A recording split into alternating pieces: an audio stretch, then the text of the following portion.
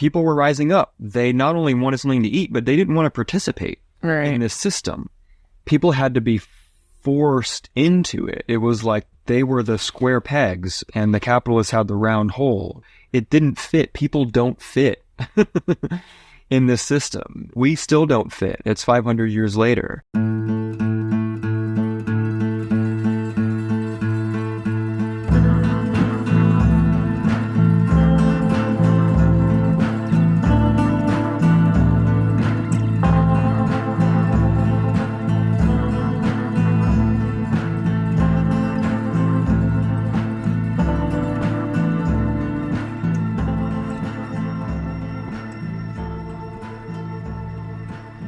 Well, hello.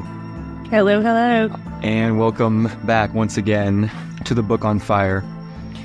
We are sitting here in the recording studio, which is the couch, surrounded by invasive ladybugs, which we've just been contemplating.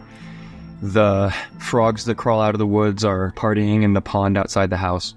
Yeah, they're back after the last freeze. We've had coffee in the hopes that it'll help us power through this very long and very involved and very entangled chapter of Caliban and the Witch that we're about to address. And also give us the fortitude to continue discussing all of the difficult things that we have to discuss here. Yeah, there's really so much. There's really so much in here. When I got to the end of this chapter, I was reminded of really how many threads the book is pulling in. And this chapter has a kind of all of them almost make an appearance. So many. We're talking about chapter 2. It's called The Accumulation of Labor and the Degradation of Women, Constructing Difference, in quotes, in the, quote, transition to capitalism. So yeah, the name of the chapter alone is kind of a mouthful. Just to go back and give a little recap about where we left off. Chapter 1 was setting us up for basically the birth of capitalism out of the collapse of feudalism. And last time we got a look into the feudal way of life and talked about the different divisions in feudal society and really focusing on the peasantry and on the serfs. One of the things that's really noteworthy about this book is that Federici is one of the thinkers who really wants us to understand that there were positive aspects about feudalism and that the quality of life of your average peasant serf might have been better than what we were taught to think it is, by mainstream history public school that views the departure from feudalism as just, a great leap of progress into a much better form of life. The peasants had land. It didn't belong to them, but they had abundant access to land that they could grow food. They had access to the commons where they could fish, gather firewood, graze animals, where they had their festivals and communal gatherings. And importantly, for one of the themes of this book, it was a time in which the divisions between men and women, the differences between men and women were not pronounced. Mm-hmm. As far as their social roles, economic roles, and status. Mm-hmm. There were definitely differences, right? There was still patriarchy in a sense, and men still had more status. Mm-hmm. But, we talked about this last time. When viewed through the lens of what would come after, it was a time of much less differentiation. And a lot of the story that we're going to talk about on this episode, actually, we might have to break this one into 2 because there's so much to talk about in this chapter. We'll see. Is about, the construction of those differences, so that's like right in the subtitle, Constructing Difference in the Transition to Capitalism. Because really, I've been thinking about this a lot as we've gotten deeper into this book. This book, it really demonstrates and painstakingly shows for us how all of life had to be remade for capitalism to be born. It wasn't just a new economic system where money became more predominant and wage labor. Yeah, that happened.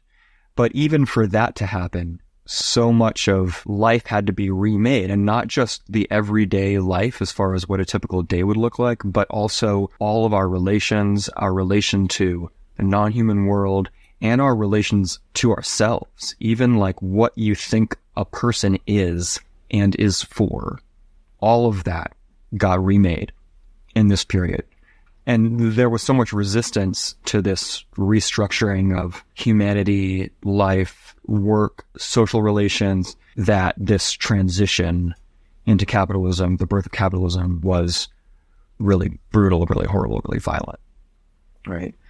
I think also it's important when we say that to recognize that if you're not combining as many threads as Federici is, then it's easy to have a sort of reductionist view of this time period and this transition. Yeah. And that's something that we see a lot with some feminist narratives of this period that are not taking into account how people besides women were affected by this. Mm-hmm. And so when you see some feminist versions of elements of this story, from the witch hunts to the medical transitions that were happening and the transfer of power within medicine is what I'm referring to, actually. When you see some versions of that, it's so specifically discussing the impact on women and how those of us who identify as women right now are carrying that within our genes, the intergenerational trauma of the war on us. Yeah. And I think that while part of that is true, it is denying the impact on the whole society. And we'll talk about this more when we get into the actual witch trial part. Yeah. But this was a remaking of society at every level that impacted people of all genders and all types of work status, and basically remade life in this way that was really destructive just to vitality of community and to the collective society. Yeah. And so we'll talk more about that, but I think that it's important to recognize that Federici is doing something important as a feminist by, even though she is writing, you said this earlier, but she's writing a book that centers women the whole time, but she's never leaving out all of the other people who are affected. Yeah. Yeah. And part of this too is that this restructuring of the feudal way of life into the capitalist way of life absolutely also required colonization and the colonial work machine involving indigenous genocide, African slavery, to fuel the processes that would reconfigure life in Europe, and of course also devastate the lives of the indigenous folks and the Africans who were forcibly drawn into that relation, into that economic system too. So, I mean, the book has a huge scope. It is really showing how all of these things are connected and interdependent.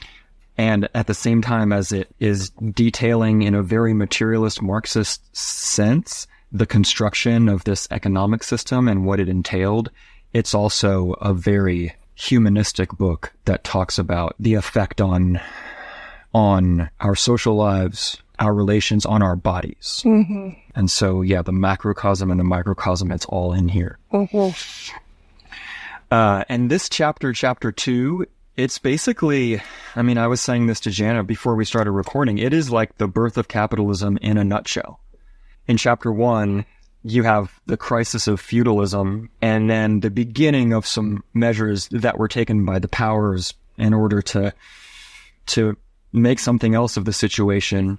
And that's what we left off with. But then at the end of chapter 2, it's fully instituted, basically. I mean, or all of the features of capitalism are at play. You know, you've got merchants hoarding grain in warehouses. You've got enslaved Africans working on plantations. You've got indentured servitude. You have vagabonds wandering the streets. You've got poorhouses. You even have public assistance for the first time. Like, all of these components of capitalism are born in these pages of chapter 2, are detailed. And so, yeah, there's a lot to puzzle out here, and there's a lot to linger over, you know, and we don't have all the time, but it's definitely going to be a rich journey, and sometimes really hard. Yeah. I really appreciate it. I want to say now, while we're discussing how it's hard, everyone who's listening along, but I think this is really important history. And we talked about that in the introduction, when we first talked about why we were doing this book. But I recognize that it's not easy material to listen to. And if you're reading along, I appreciate that you guys are doing that with us. And I also want to say that we get it. we're spending more time here than you are, probably. Yeah. So it's hard for us too. I appreciate how Federici never leaves us, though. She never leaves us without noticing the moments of resistance. That's so true. And the ways of resistance that people had against every stage of this. Right. You know? Yeah. And also that she spends time on drawing our attention to the ways of living that we had in Europe, for those of us of European descent, not really that long ago, and that are still, like, they're still in us, you know?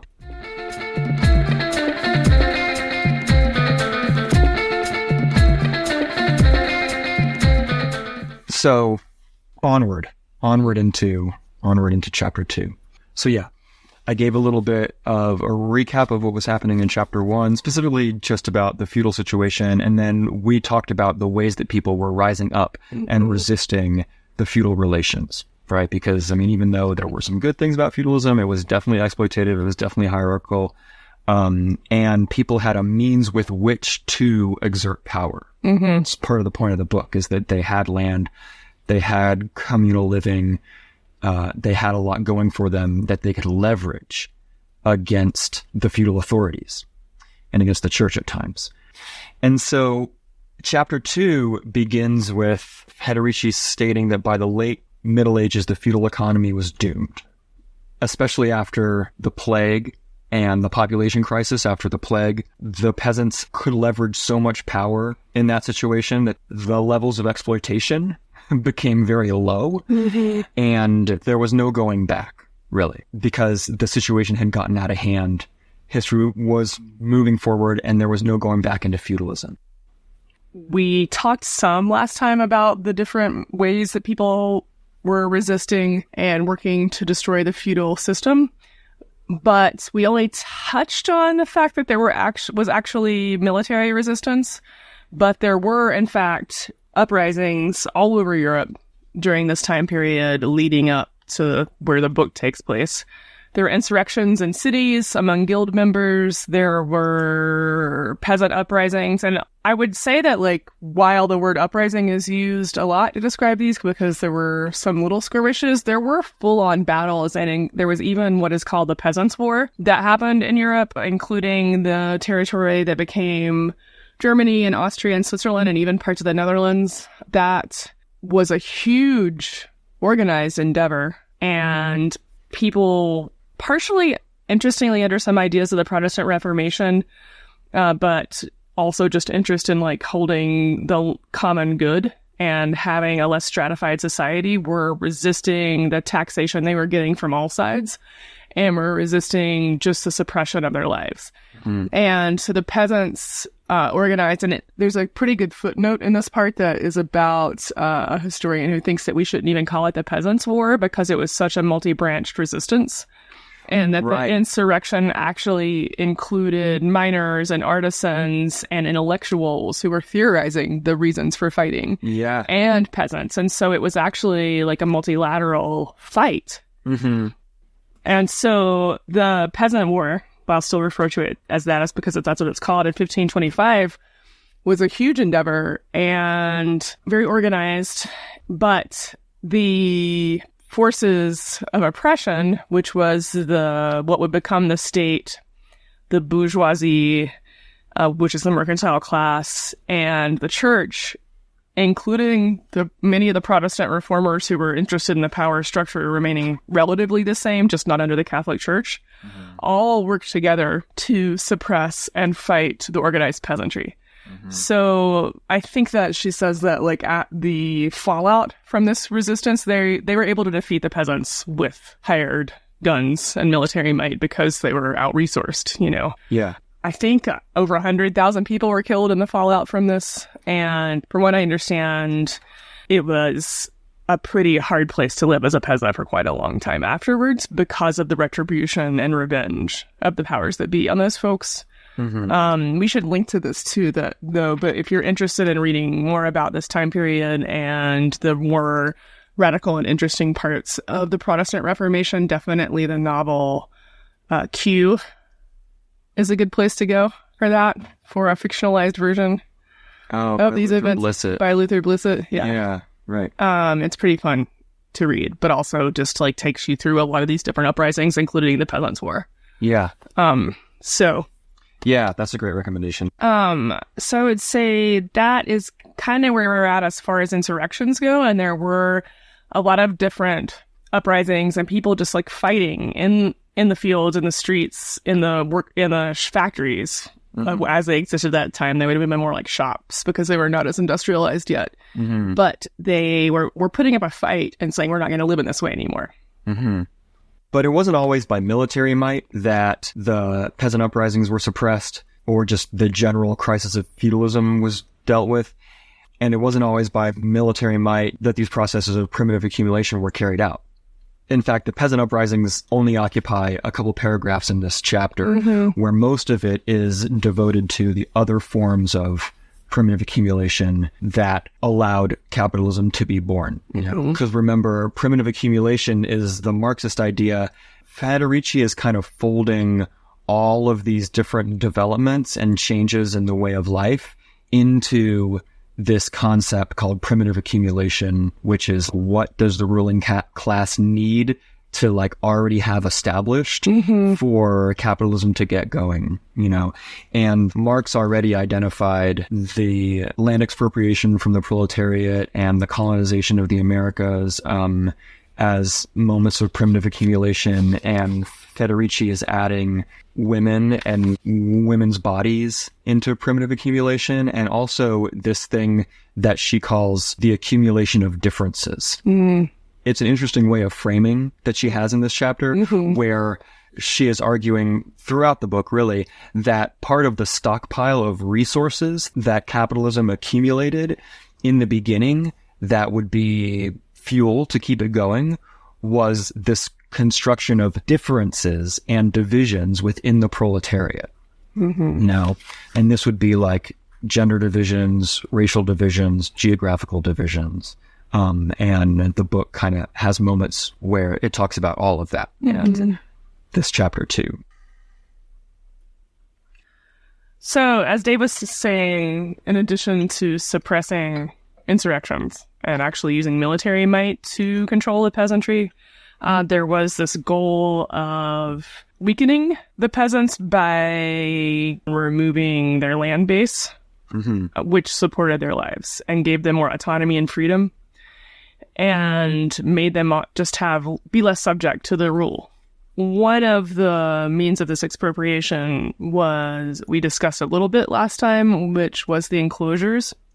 Before the enclosures were enacted, there was what was called the open field system, which was the communal sharing of a lot of open land.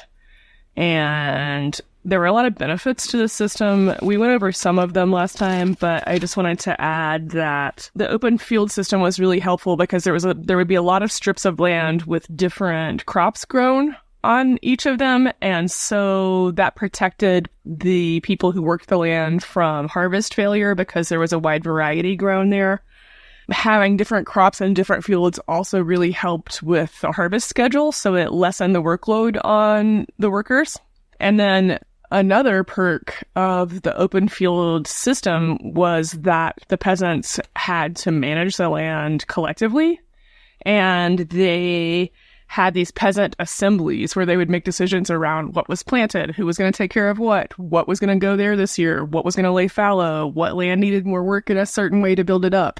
And having these collective efforts to ensure that everybody thrived because of the shared agriculture was something that was destroyed by privatizing and enclosing all of that land. That's something that's not always easy to quantify, like what's done to a culture when like one of the things you got was consensus organization from having something in common. Right. But they took that away as well. Yeah, because it was an occasion for solidarity. I mean, an occasion for communalism. Right. This is like the opposite almost of the tragedy of the commons, where instead of a bunch of people fighting over a limited resource and like being at odds with each other over having to share something, it's actually a force for social bonding. Yeah. Can I just say, as long as we're talking about the commons and the enclosures again, that then, just as now, there were all these arguments for the enclosures, right? Because everything that's ever done to oppress people, there's intellectuals who come along and rationalize them as something that's going to be like good in the long run, or it's good for progress or something like that, right? And last episode, we referred to this idea called the tragedy of the commons, which is the idea that left to the people to decide without authority to regulate the use of the commons, people will just degrade the commons because it's every man for himself. So that idea is specifically associated with a particular person. His name is Garrett Hardin. He was an ecologist who wrote a article in the journal Science, I believe it was, called The Tragedy of the Commons, and it was published in 1968. He didn't invent the idea, but he gave like a very famous articulation of this idea in 1968 that is still referred to a lot. And since it came up last time, I started reading about it again, and I actually put a link in the show notes of last time's episode to an article called First as Tragedy, Then as Fascism from the Baffler, and it's about the legacy of Garrett Hardin. And I didn't even realize the half. You know, for one thing, I learned that The Tragedy of the Commons is one of the most assigned essays still to read in college classes. Yeah. You know? Not always because they're unanimously accepting its conclusions, but it's something that's assigned constantly for discussion. And also, one of the main things that I learned about that was that Garrett Hardin was actually a nativist, a racist, and a right-winger who went to right-wing conferences and gave them his legitimacy as a trained ecologist, you know, for their programs against immigration and basically eugenicist programs and stuff too. He was like the official white nationalist ecologist that you could get to come in to have like some like lefty cause actually like justify your right-wing racist policies. Right. So he didn't just stumble into coming up with this idea that happened to serve a reactionary cause. You know, he was actually, that was his politics. Right. Was the politics of reaction. And he applied that to ecology. Yeah. So anyway, if you feel like reading, it's not a long article. It's in the show notes for last time.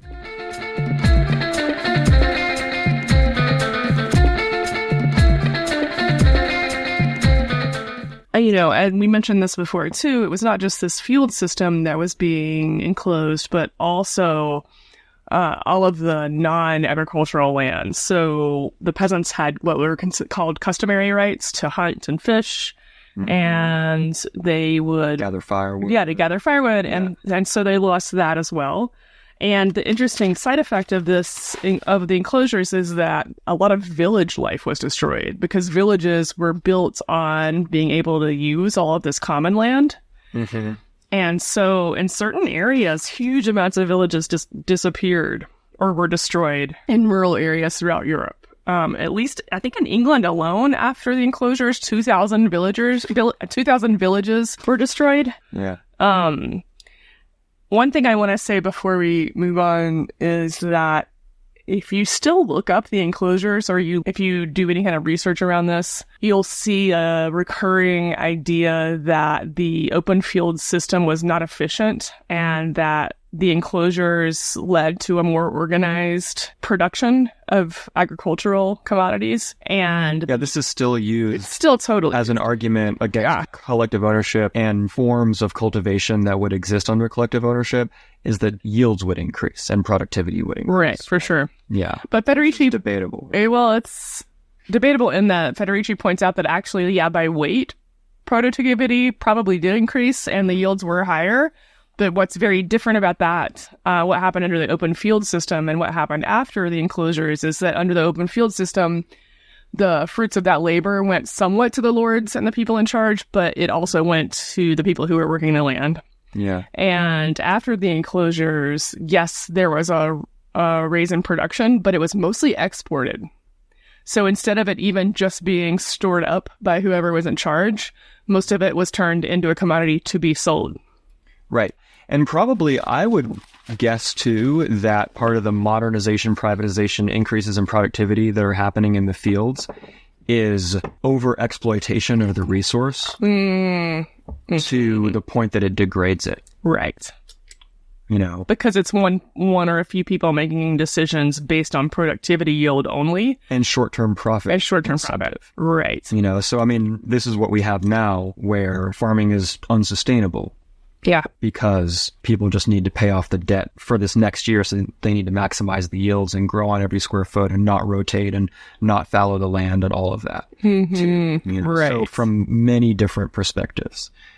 And then also remember that not only were the commons being enclosed, but that peasants were being forced off of the land that they more directly held. You know, because the enclosures of the commons was one example of this broader process that Federici calls just land expropriation in general, which is the land that peasants had access to, you know, was slowly taken away from them.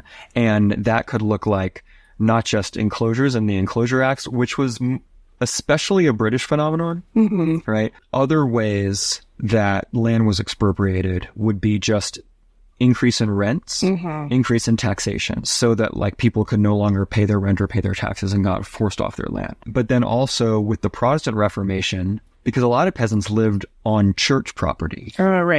Right. And had their livelihoods there and had their gardens there and fields there or whatever.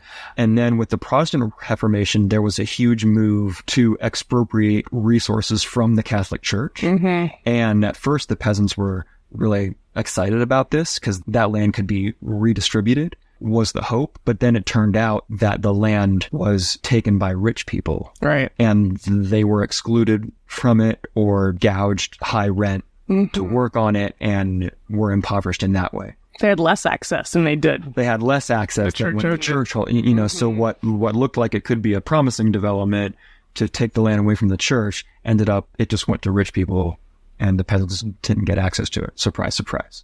Right. Or lost their access to it. So land expropriation took many forms. Right. You know, from just like outright war and driving people off of land to the enclosures to, you know, all of these different things, all with this goal of creating a landless workforce that could not provide for themselves and had to depend on capitalists for jobs. The wages. Yeah. There's like when she gets into more of the enclosures here, she discusses also some of the trickle down effects of living in a system when the commons had been enclosed. Poverty became more entrenched. A lot of young people, young men specifically, could just leave or might just leave because they could and they didn't have, there was not enough to go around. So there became sort of a breaking up of family and culture. The societies became split apart. Older women became destitute. And just like the stratification within the society of like the haves versus the have-nots became a lot worse. And there was more resentment around that. Yeah, and people would people looked out for each other and help each other out. But also, as you can imagine, you know, if a family member or friend of yours lost their land or was in bad times and then you were called on like to bail them out or to help them out, you know, that would be a burden on you potentially. And then this would sometimes cause just strain and resentment in general within the peasantry, which was like a more insidious form of division where these kind of like petty divisions, micro divisions within the peasantry became something that was a real impediment to solidarity and would especially show up again in the witch trials. Right. Because some of those resentments were vented. Escalate. So we'll talk about that stuff later. Well, and also we get to see like when people began to have planted in them every person for themselves because the struggle to survive became so much more intense. Sometimes you had to make a choice. Right. You would like maybe actually have to choose. Right. Between providing adequately for yourself and helping people. Helping people out, you know? And that is what we've seen. I think over and over again, what I've seen in this chapter is that we see the beginnings of things that just like continue to spread and that we still see today. You know, I can still see that reality today if I look around. Exactly. Yeah. So once the peasants were driven from their land, it created the conditions for the creation of a really highly exploitative capitalist work machine. Because there were people who couldn't provide for themselves any longer on their own. And so then were going around looking for jobs and would work for very little because they were desperate. And so this workforce was used to break the power of the guilds in the cities, where the artisans had worked for hundreds of years to establish themselves in a position where they had power and could negotiate for a good rate of pay for their skills. But now with all of these landless workers coming in, the power of the guilds could be undermined and finally broken. Mm-hmm. There's lots of examples of how this regime was constructed to maximize work and maximize exploitation. One of the details in here that rang a bell for me is how she talks about in Protestant areas, they used the idea of religious reform to eliminate holidays, because the holidays were saints' days in the Catholic order. But they're like, we're transitioning into Protestantism. We're going to get rid of all these saints' days. But those were days when you now had to work, right? And in some places, having to work on all the saints' days doubled the amount of days that you had to work in the year. Yeah. Doubled. Right. You know? So, I mean, sometimes it starts to look like life under feudalism was pretty good. In some ways, you know. So anyway, we'll talk more about the creation of the capitalist work machine, but the enclosures were a huge part of what fed into its creation. But they didn't happen without resistance. Mm-hmm. Yeah. Yes, there was a lot of resistance against the enclosures, and it came in a lot of different forms. The way that land was enclosed during this time was the planting of these hedges. And we might have touched on this a little bit last time, but the landowners, or newly coined landowners, were, instead of building fences, they would actually plant these hedges. And so they would plant thorny shrubs and bushes along to delineate the edges of the land. And they would plant hawthorn, blackthorn, which is a plum, but when you hear about the hedge, it's interesting now because the hedge has this sort of mystical or magical, witchy sound to it, because that was the remaining wild land left once everything was turned into agriculture. Yeah, wild-ish. Wild-ish. Didn't get mowed. Because it didn't get mowed. But really the hedge initially was a symbol of private property, of deprivation, and of the loss of the commons. And the hedges were these thorny places, thorny, shrubby lines, basically, that were planted all around and filled the with field. Wildflowers and weeds and stuff like that, too. So they were anchored by these thorny plants, but then filled in all around them was all of this just riot of wildflowers. Right. And so a lot of medicinal herbs, you would find them there. Right. So. But it's interesting to picture that there were these thorny hedges that were planted, and they were planted to delineate the ownership of land. Mm-hmm. So people who were fighting against the enclosures would go in and either cut those all the way back, they would level them, and they were called levelers. Yeah.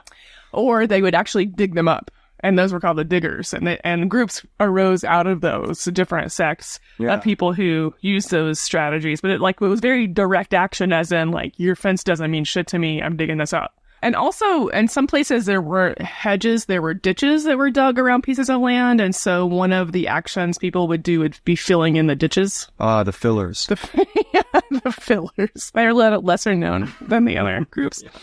I think they were also diggers. Because you have to dig to fill. That seems like less fun of a job in some ways. As we mentioned a bit last time, the enclosure acts affected women disproportionately to other folks because those women were also often people who could supplement their incomes and make the inequalities of the workforce a little bit more fair by taking from the commons. And especially if there were older women without families to care for them, they especially lived off of the commonly held land. So within the resistance to the enclosures, women played a really big role. In fact, there were whole gangs of women that would go and dig up hedges together. Yeah, they talk about this one force in 1607 that's led by Captain Dorothy. Yeah. She's a good name. Uh-huh. Because in general, I talked about a little bit earlier about how a lot of young men became more itinerant and would move around and leave looking for work or livelihoods because there was nothing for them where they were from. Women were just less mobile. You weren't as safe traveling. You might be tied to a family or to children or people you took care of, and they couldn't become soldiers because being a soldier became an option during this time period as well. Mm-hmm. And a full-time soldier, and we're going to get to that a little bit later. Mm-hmm. But women had more at stake and were lost more in this whole transition. Mm-hmm. So they were a big part of the fighting force. And what's interesting is that there was this idea that up until a certain point within all of this, women would not be prosecuted to the full extent men were. And so big groups of men who were also going out to dig up the hedges would wear women's clothes. So there was this drag costumery that was part of the resistance as well, which I think is cool to learn about. One group I wanted to highlight, I mentioned already a little bit, were the diggers. And the diggers were a group who rose up from the digging of the hedges and working together, but they became a pretty organized group of resistors who were basically agrarian socialist or anarchist who believed that property should be held in common, that there should not be hierarchy, and that neither church nor state should be in charge. And they wrote a good bit and discussed they wrote a lot about the world that they wanted to create. And so they were not just committing acts of direct action and insurrection, but they were also working towards the world that they want to live in. And the diggers are a pretty inspirational example from the past. And, you probably heard about the diggers in San Francisco, the Summer of Love in the late 60s, and who also grew a lot of food and gave it away in Golden Gate Park. And they named themselves after this group of agrarian anarchists. Yeah, there's a cool book called The World Turned Upside Down by Christopher Hill. I think it was 1975. That is, if you're interested in these radical traditions in Great Britain, the diggers, the ranters, the levelers, especially those that emerged during the Civil War in the mid-1600s, then you can read that book. While we're talking about this, I just want to say one thing, and this is referring to the idea of the hedge as a sort of magical witchy place, because it was the vestige of wilderness that was left in the complete conversion to agrarian landscape that happened after capitalism was created. Yeah. I see a lot of folks reclaiming the idea of the hedge witch and embracing their British Isles ancestry to claim back into that lineage. But I just want to put a call out here for the new idea of the hedge witch, which would be those witches that are digging up the hedges. Who are the people who are anti-private property, digging it up, and who aren't going to settle for the new agrarian order. Anyway, little call for more radical witchcraft out there. Yeah, I guess the hedge witch is a post-capitalist absolutely phenomenon. Not post-capitalist, but post-feudal. Post-feudal creation, for sure. Yeah. Yeah.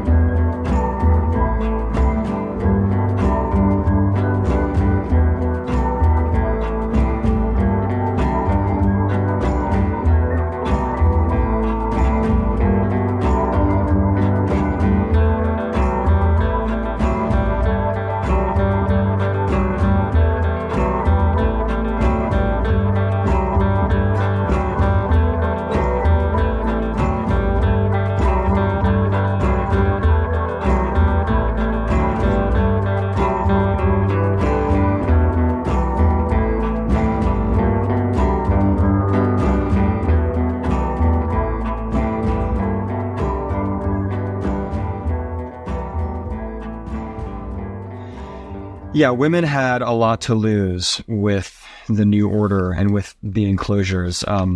And a lot of that also had to do with the kind of work that they were being forced into was unpaid household work. Right.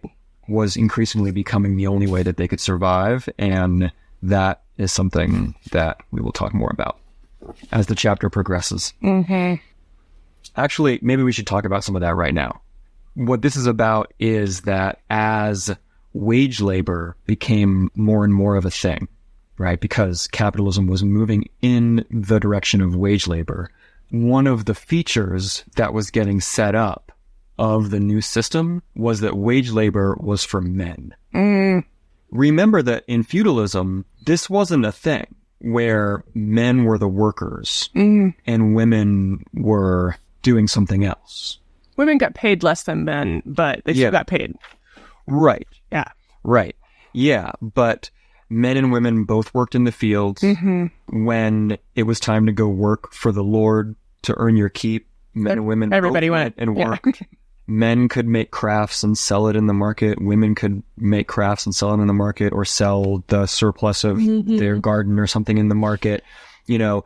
And when there was wage work, and like in the craft guilds and stuff, definitely men had an advantaged position, like a privileged position, but it was nothing nearly as extreme as what would happen here, where wage work was actually constructed for men and women were excluded from the wage, right? And so, I mean, this is another huge theme of this book, actually, is talking about how the exclusion of women from the wage. And so this wasn't absolute. You know, there was still work that women could do that they could earn some money, like usually housework or like washing and domestic servants and that kind of thing. So not entirely excluded from the wage, but the work that was supposed to be the foundation of the new industrial economy, as Europe was kind of industrializing and these like big production facilities for textiles and whatnot were being constructed. It was supposed to be men's work. And women were not allowed those jobs, and women were increasingly excluded from the guilds. All of this, there's more detail in the chapter about this than we can talk about here, but it's a really important movement, a really important transition, because what fell out from this is that women became much more dependent on men than they had ever been before, because the man was earning the wage, and then women had to attach themselves to men, basically, in order to be able to survive. You can see, as I'm talking about this is the beginning of the construction of the nuclear family, in the sense that would become perfected in the Victorian era, but then on into the 20th century, where the man is the worker and the wife, or whatever, the housewife, keeps the household and is not paid for her work. And it goes along all class lines. You know, for the wealthy, then the women would be in charge of all the people doing the housework. But it would still be uncompensated. Right. You know, even if she's not doing it all, she has like is responsible for running the staff. Right. You know. Right. Right. And this is an aspect of capitalism as it's being born right now, because under feudalism, most production was production for use. Right. Right? So the clothes that's being made in the village is going to get worn in the village. You know, the food that's being grown on the fields is going to get eaten on that manor. You know, in that village is production for use. But as capitalism is being born, there's more of this idea of production for market, production for as a commodity, making something that's going to not stay in the community, but is going to get sold and be transported someplace else.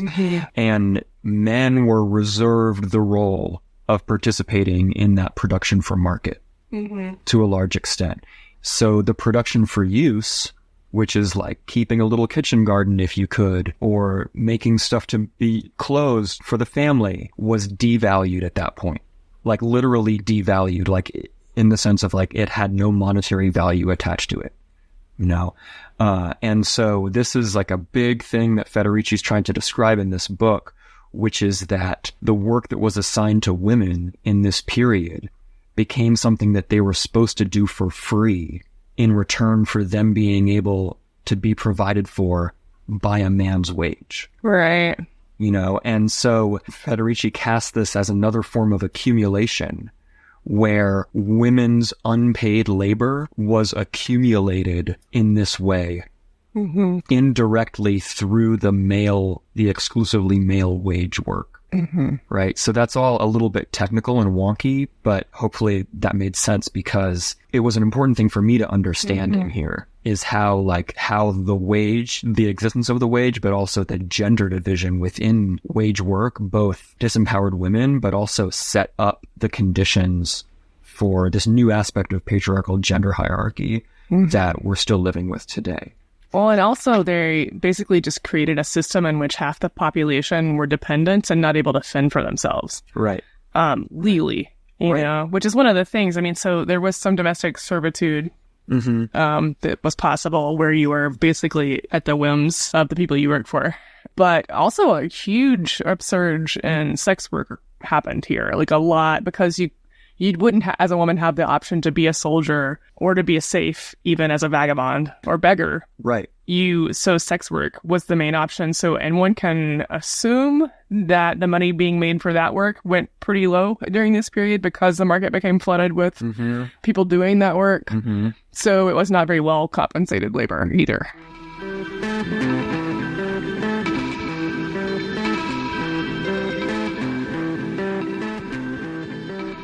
So I'm trying to get my head around again, like what post-enclosure capitalist relations are being put in place and what's life look like. So like wages are what is defining work now. Women don't have access to wages. What are the other components of this part?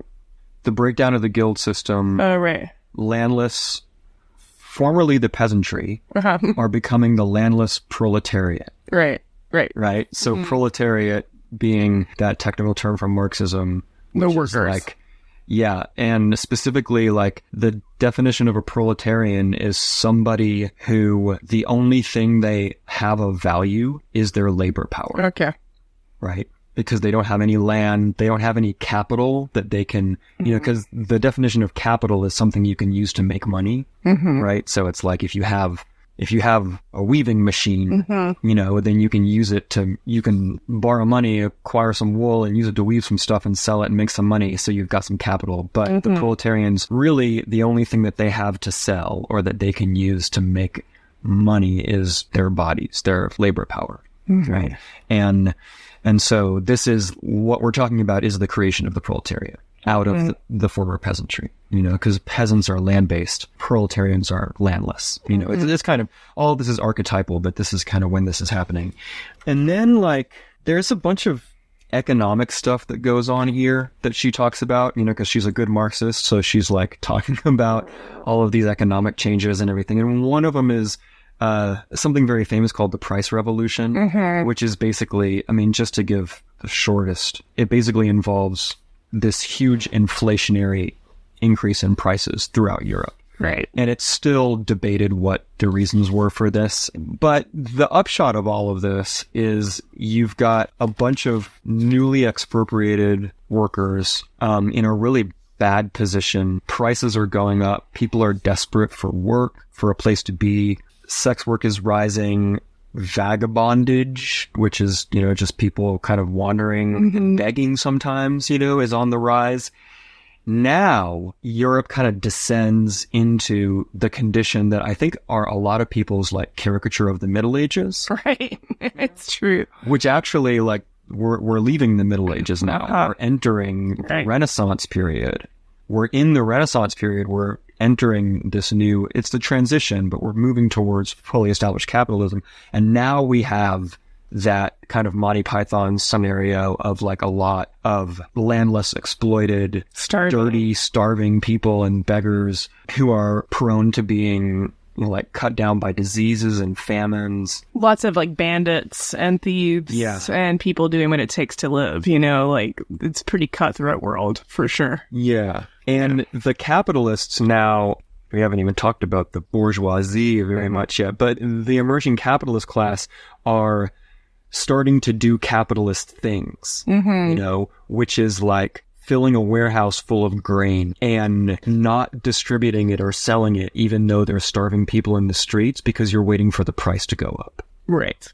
This is not something that happened under feudalism. Right. Because this domination of markets and food being seen as a commodity that's just another thing that you can make a profit off of, this is a new invention. And so we quickly go in the space of like 100 years or less from a position where the proletariat, where the peasantry was really strong and it seemed like maybe the social order was going to be overturned, to people starving in the streets while grain is rotting in the warehouse because the owner of it is waiting for the price to go up. Right. And stuff being produced for market. And then we'll get to the colonization aspect later, but as the exploitation is happening in the colonies, the capitalists are trying to bring that into the situation, and eventually they successfully do.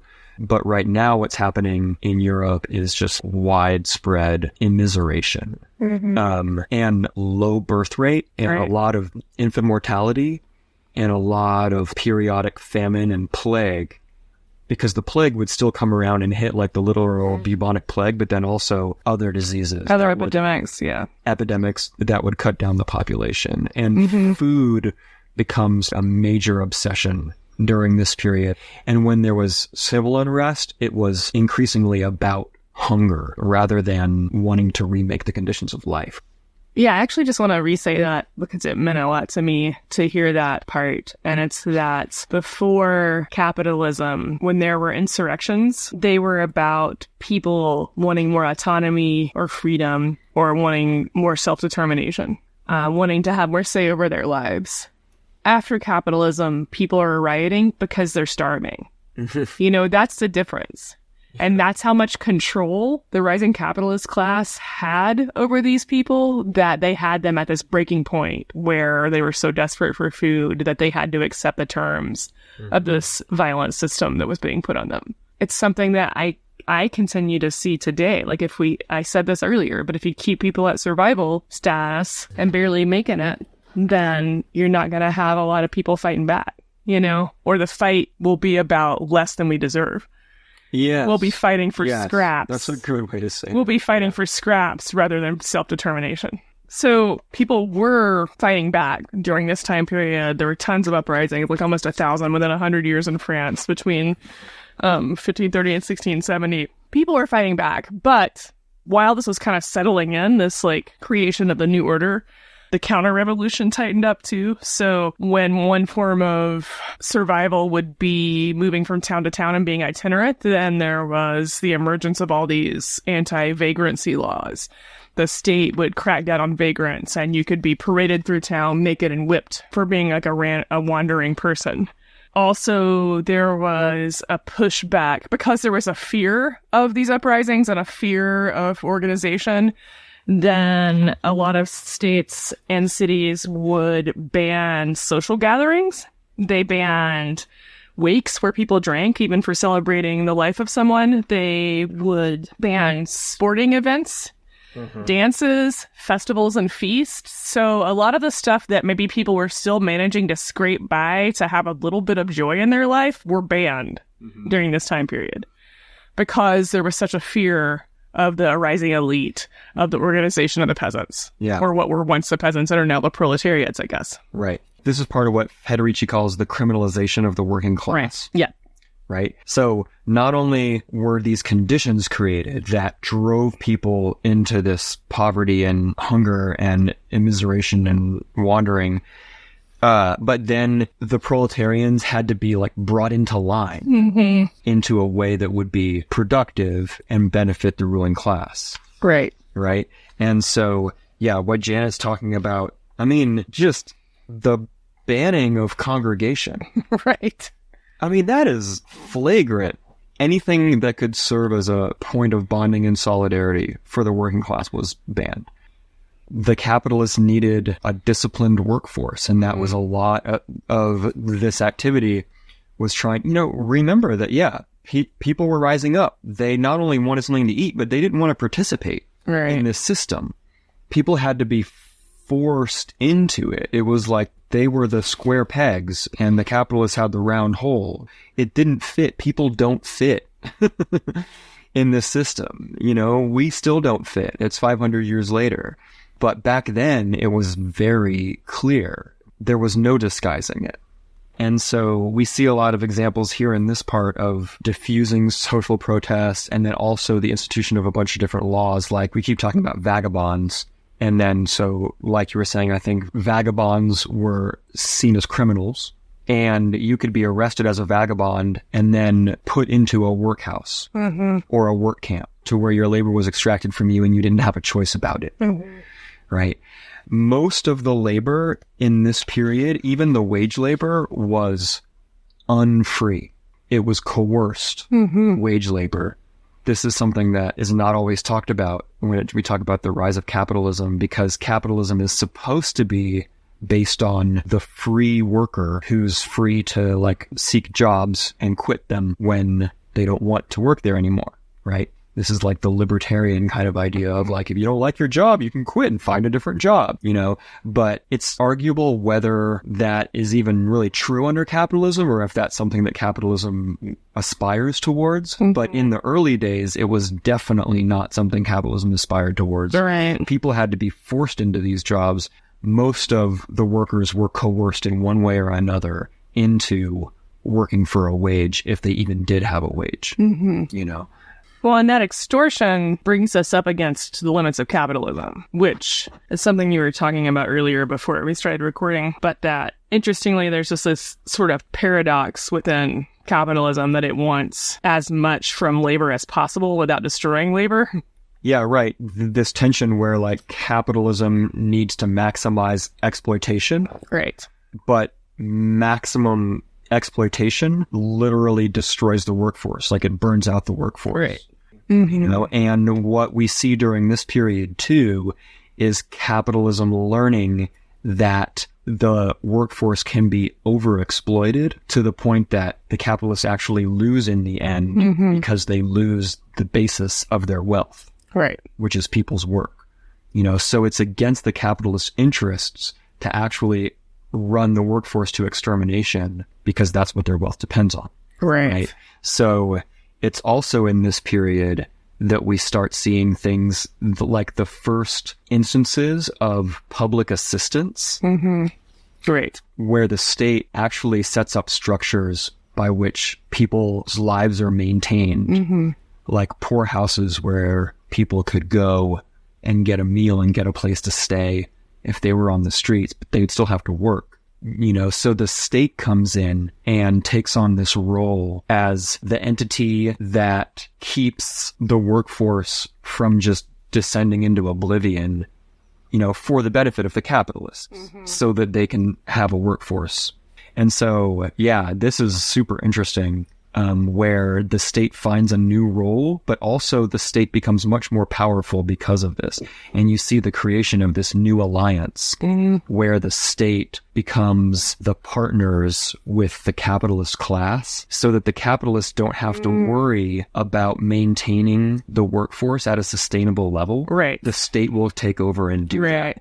Yeah. You know? So you don't have to provide a living wage because we'll create public assistance and stuff to prevent the worst from happening, or to create something of a safety net for people. So the creation of like, I wouldn't call it a welfare state at this point, you know, but some kind of assistance. You see this embryonically developing at this point as well. Yeah. The state becomes very powerful because of this rule. I was just going to give a contemporary example to bring this home to like what it looks like now. You know, you have a lot of, there's a big movement for living wage going on across the country, and people are fighting, like the Fight for 15. People are fighting for living wages, and some of the corporations that are fighting that the most and trying to suppress that movement the most are places like Walmart. And Walmart has built in to its system, assuming that people will be on public assistance if they work there. Like it's built in. I know people who trained at Walmart who were taught how to apply for food stamps as part of their training because they are planning on not paying you enough to live and knowing the government will bail them out for that. It is absolutely true that there is a partnership between the exploitation of the capitalist class and the government, which allows the corporations to thrive at the expense of the workers. So when you see people fighting against the minimum wage being raised to a living level, know that it's because they are assuming that they will get, their government's going to bail them out. And that's something that we don't talk about much. That welfare is actually for the corporation, but the individuals are who are blamed in the anti-poverty rhetoric of the right. Yeah, because you shouldn't have to need it or something, when really the system is designed that way for that to be part of it. Yeah. Yeah, so it's here, just to summarize once again, that we see the state first being charged with this task of care for the workforce, and we're going to see this come up again in the very next thing. Yeah. So just to add on to this idea of how, as the system was kind of like settling out and seeing how far it could actually push the working class and still function, there was a huge decline in the birth rate because people were starving. So that's back at home. Over in the colonies, there had been at first this kind of like wishful thinking hope that there was going to be an unlimited workforce there in the colonies. But as we know, disease, abuse, and resistance made it so there was a lot less of this infinite workforce. Unfortunately, because of disease on Turtle Island, up to like 95% of the population was decimated of the indigenous people here. Yeah.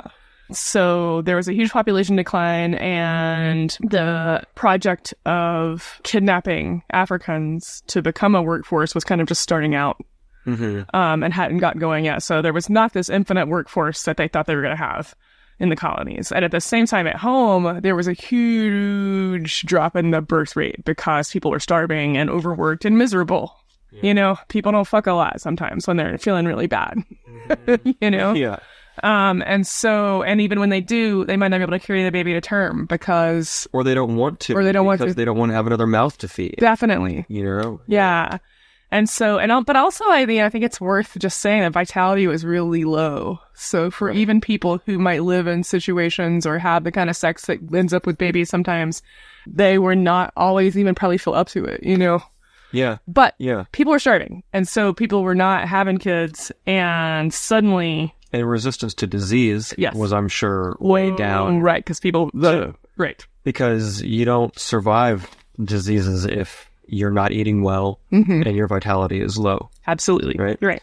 Yeah. So people are probably dying pretty young as well within the working class. And so by the early 1600s, there was just a crisis. Like the population crisis that had already kind of like started out.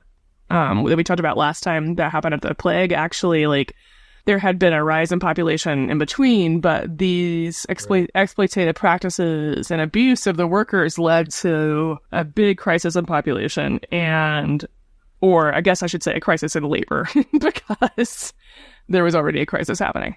This led to there being a huge interest of the state and the capitalist class in procreation. And I just want to say, for those who are keeping the timeline, the peak of the demographic and economic crisis was the 1620s and 30s. So as the state responds to this crisis in labor, where they need a lot more people to exploit, there's less of them, then all over Europe, there started to be laws passed that prohibited infanticide, contraception, and abortion. So again, I brought this up before, but in one of the previous episodes, but I think it's in our head that it's just built into Christianity and Catholicism to be against contraception and abortion. But that did not actually happen until this time in European history. There was not a prohibition on birth control and abortion until now. In France, starting in 1556, every single pregnancy had to be registered. And if you had a baby who died before baptism, who you had not registered, you could be put to death because it was assumed that you had tried to hide the pregnancy and then killed the infant.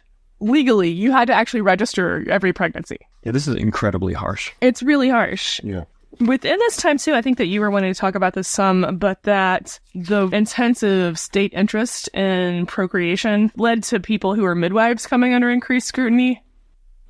legislation that required women in pregnancies to be like heavily surveilled and regulated, basically. Right. And I feel like I keep saying this, but this is another one of the major themes of the book, right? Because capitalism needs a source of workers. You're right. And people who gestate and have babies are the source of those workers. Right.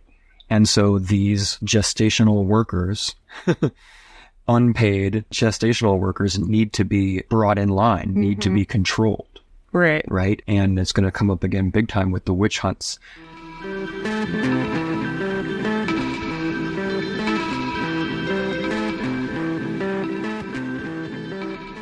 I want to say this thing that I think is interesting, and it's that we talked about in the last episode how sex work was basically decriminalized and supported, and there were also often like state-run brothels. Oh, yeah. Suddenly now that women are basically being reduced to wombs, then sex work became criminalized. It first was restricted and then became absolutely criminal. And because you would be, I guess, in theory, going against your proper role as a reproducer of labor power. And so, therefore, that was not good procreative activity to be doing sex work. So even as more and more women were sort of going into this field because they didn't have a lot of options, then it became illegal to do that work. Right. Suddenly.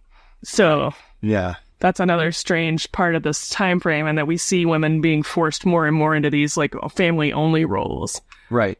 You know? Yeah. Yeah, it's an interesting development because in just a couple hundred years or less, you see this change from the state running brothels. Right. So they're benefiting directly from that. And so in this new context, you get the feeling that it's maybe more sex workers on the street. Right. And it becomes part of this like criminalization of the riffraff. Right. That are people displaced by the enclosures. And so all of those people had to be criminalized so that they could be manipulated by the state. And controlled. And controlled by the powers. Right. And the control of sex work, as is often the case in cultures and continues to be today, is when sex work is criminalized and women walking around freely have a hard time as well. You know, and we mentioned this when we were talking about vagrancy, but that women were increasingly unsafe in this type of condition, you know. And it feeds into this, I think we'll go into this more maybe later, and we already talked about it once, but it feeds into, the construction of the marriage relation in the modern sense.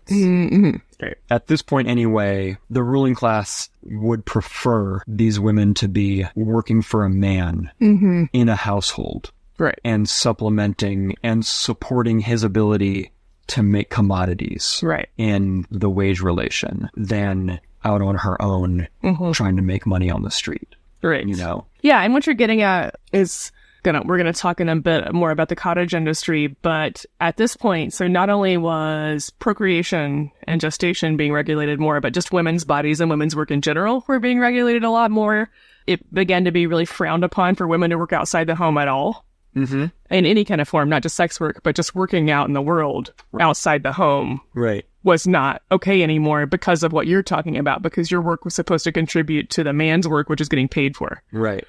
That was the trajectory of things, even though in this immediate crisis period, it was impossible to actually live on one wage for a lot of households, and so the women had to work anyway. Right. But yes, what you're saying is generally true, and that's where things got as capitalism progressed. Yeah, and I guess that one of the ways this sort of like, I guess it's disenfranchisement, basically.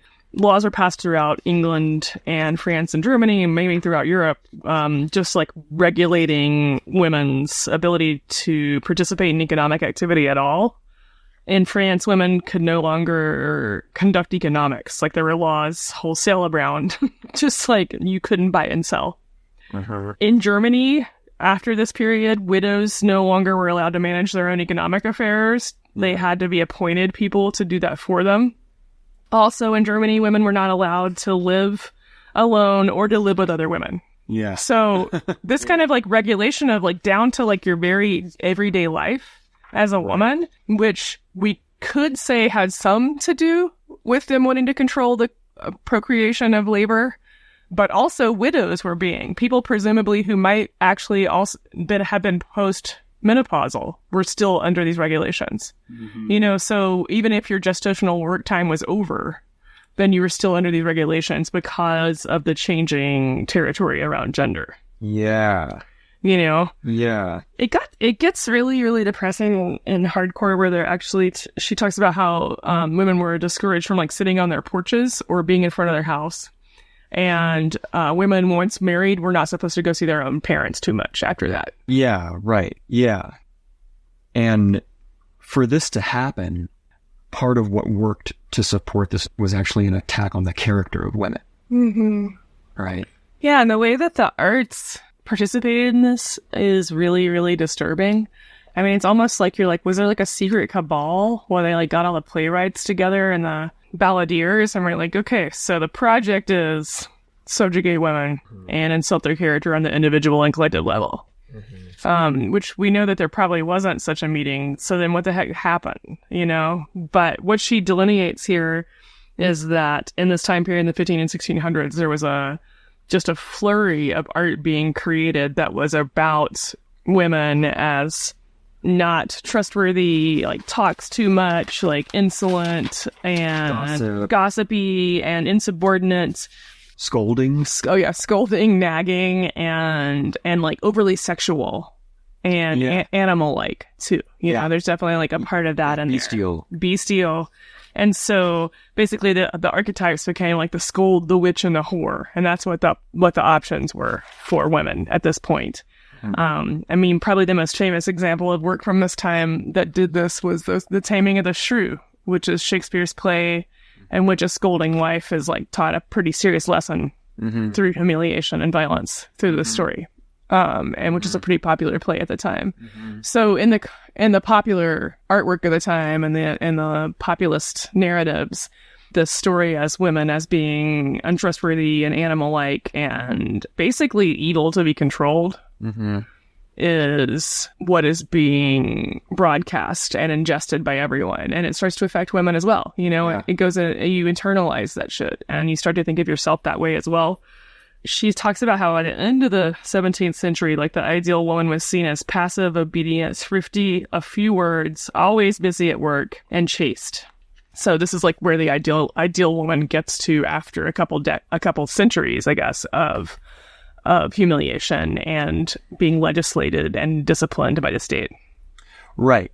Yeah, because like once women are successfully defined as demonic and needing to be controlled, once that war is kind of won, then this weird reversal happens where you see propaganda portraying women as like naturally demure and obedient and chaste. Right. Which would be another thing that would be taken up through popular culture. Right.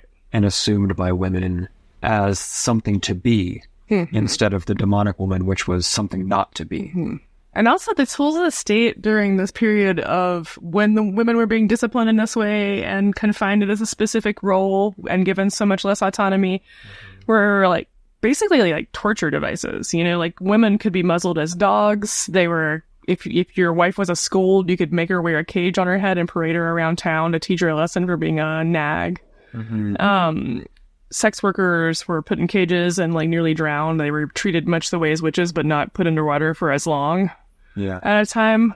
And if you were seen as an adulteress, you could just be executed without trial, So women were being violently disciplined on top of all of this like cultural artifacts from the time that we have. Like there is evidence of how much the everyday life of women were regulated.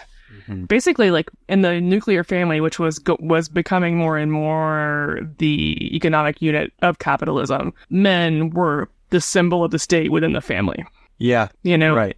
The family was seen as a little state Right. where the women and children were the subjects and the man was like the king or whatever. Or I guess the governor. Yeah. Yeah. Right. Another thing that I want to say here, and I think that maybe this is a good time, is that because we're talking about, and Federici's talking about here, the molding of people's relationships and their sexuality, their kinship, and ways of relating into this template that they decided was going to be the thing that would best reproduce capitalism or create the situation that was going to make the capitalists thrive. And so part of what we see, and that Federici takes pains to delineate, is the construction of difference, right? Natural differences between men and women, taking what might be like a potential point of division between people, Right. and making a true division, dividing people against each other, making their interests somewhat different, And giving some power over others. and giving some power over others, right? Which is the move that capitalism makes over and over again as a way of breaking solidarity and as a way of like micro managing control, dispersing control throughout the population. But also what we're talking about here is the creation of a norm, the creation of a cultural norm that is this heterosexual nuclear family, Right. and this relationship between a man and a woman from a situation that was not so much like that, right? Like, I can't emphasize that enough. Like I've learned through my reading in this book and elsewhere that in medieval Europe, the roles were not that set. You know, the divisions were not that stark. And there was family, but there was not nuclear family. Yeah. And so what Federici is emphasizing here is the creation of the patriarchal male worker under capitalism and the creation of the housewife under capitalism and the forcing of people into those roles and the reduction in the like diversity of relation that had to happen. But I also want to highlight something that she doesn't really go into a lot of depth in here, but that's that other people who would suffer from the standardization would be queer and non-binary people who didn't fall neatly into these gender roles at all. Right. And people who had different ways of relating, different sexualities, then could fall neatly into this relation. Those ways of life were also suppressed by this new glorification and enforcement of this way of relating to. And those bodies were extremely disciplined. Yes. By not conforming to the heteronormative nuclear family unit that was the standard being enforced here.